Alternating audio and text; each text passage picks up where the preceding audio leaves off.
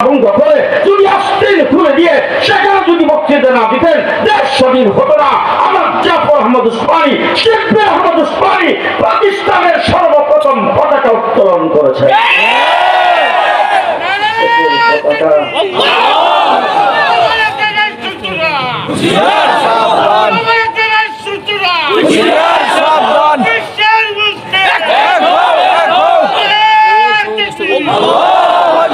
দেশের স্বাধীনতার পতাকা সর্বপ্রথম আমরাও রয়েছি। মনে থাকে দেখবেন, কেউ যদি কথা না কেউ মনে করবেন অন্য দলের লোক। দেশের স্বাধীনতার পতাকা সর্বপ্রথম আমরাও রয়েছি। বাংলাদেশ স্বাধীন, আমরা গর্বিত। 9 মাস রক্তক্ষয়ী যুদ্ধ করে দেশ স্বাধীন করেছি। যাদের রক্তক্ষরণের কারণে দেশ স্বাধীন হয়েছে তাদেরকে এই জাতি আজীবন স্মরণ রাখবে, অস্বীকার করি না। কিন্তু একটা জিনিস বলতে চাই, আজকে যদি দ্বিজাতিত্বের ভিত্তিতে 1947 সালে আমরা যদি পূর্ব পাকিস্তান না হতাম, আর পূর্ব পাকিস্তান কেন হয়েছি? দুই জাতি দুইটা ভাগ করা হয়েছে। একটা হলো হিন্দুস্তান, যেখানে হিন্দু মেজরিটি, আরেকটা হবে পাকিস্তান, যেখানে মুসলমান মেজরিটি।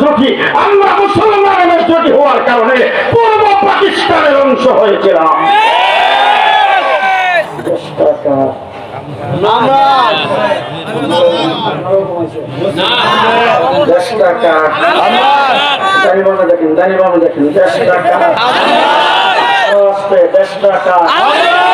মুসলমানের দেশ, মুসলমান হিসেবে আমরা এই দেশ স্বাধীন করেছি। তারপরে যখন পশ্চিম পাকিস্তানিরা আমাদেরকে শোষণ আর নির্যাতন করেছেন, তারা যখন আমাদের উপর নিপীড়ন চালাইছেন, তারা যখন আমাদের মাল সম্পদ লুণ্ঠন করেছেন, বঙ্গবন্ধু শেখ মুজিবুর রহমান নিরঙ্কুশ সংখ্যাগরিষ্ঠতা পাওয়ার পরও গণতন্ত্রকে হত্যা করে তারা যখন ক্ষমতা দখল করে রেখেছেন, কুক্ষিগত করে রেখেছেন, 7.5 কোটি বাঙালি বঙ্গবন্ধুর নেতৃত্বে অস্ত্র ধরে 9 মাসে স্বাধীন করে ফেলেছে।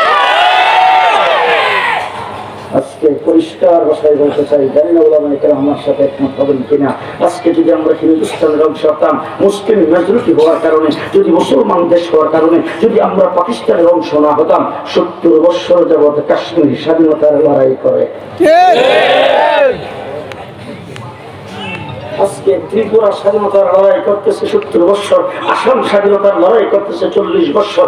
আমরাও 70 বছর লড়াই করে দেশ স্বাধীন করতে পারতাম না। দেশ স্বাধীন হয়েছে মুসলমান মুসলমান মুসলমান আজকে কিসের ভিত্তিতে? ভিত্তিতে। দেশটা মুসলমানের দেশ।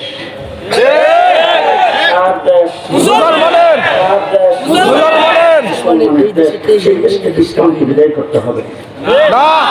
পরিষ্কার বসে আপনাদের সামনে বলে যাচ্ছি, বলা করে মনে রেখেন। আজকে তো মৌলানা আবুল হাসান সাহেব উনি যখন বক্তৃতায় দাঁড়াই বলেন, শাহজালালের দেশ, শাহপরানের দেশ, আবু জিদুরের দেশ, আখরান সাহেবের দেশ, এই দেশের মাটির নিচে অলি আউলিয়া শুয়ে আছেন। আমরা গর্বের সাথে বলি, এই দেশের মাটির নিচে অলি আউলিয়া, অলি দরবেশ এখানে শুয়ে আছেন। এই দেশের মাটি থেকেও হাত দিতে পারবে না। আমি জিজ্ঞেস করতে চাই, ওলামায়ে কেরাম এখানে আছে, ফিলিস্তিন কার দেশ?